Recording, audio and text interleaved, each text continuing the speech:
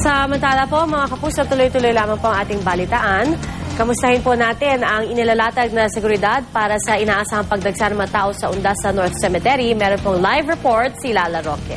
Lala?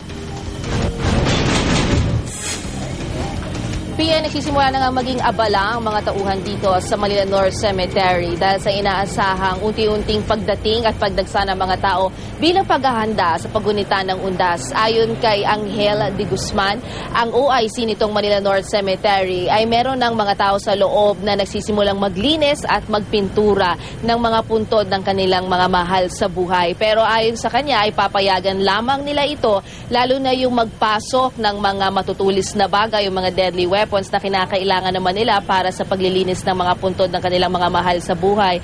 Gaya ng bolo, anuman, kutsilyo ay hanggang October 30 lamang. At meron tong oras, 8 a.m. to 5 p.m. lamang, papayagan pumasok ang mga maglilinis ng puntod ng kanilang mga mahal sa buhay. Pero pagkatapos nun ay 24 oras nang maghihigpit ang kanilang seguridad at pagbabawalan na anumang uri ng matutulis na bagay, maging pintura para hindi na rin makaabala doon sa iba pang mga dadalaw sa kanilang mga yumaong mahal sa buhay.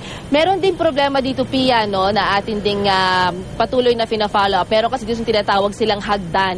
Dito kasi sa main entrance, dapat lamang pumapasok at lumalabas sa mga pumapasok dito sa Manila North Cemetery. Pero meron na tinatawag siya sa bandang likod.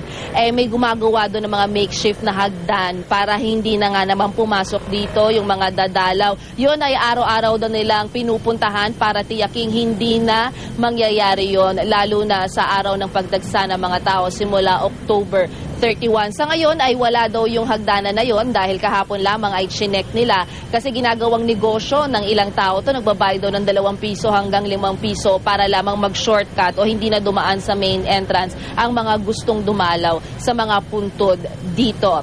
Sa ngayon, Pia, ay hindi pa naman ganun kadami ang nagpupunta pero inaasahan nga nila by Saturday, marami na talagang tao rito para maglinis. Samantala, abala na rin ang ilang mga negosyo kagaya ng nagbebenta ng bulaklak at kandila. Last week pa raw sila narito pero hindi pa naman syempre ganun kalakas ang kanilang benta at inaasahan nila pagdating ng Sabado, aarangkada na ang kanilang negosyo. Pia? Maraming salamat, Lala Roque.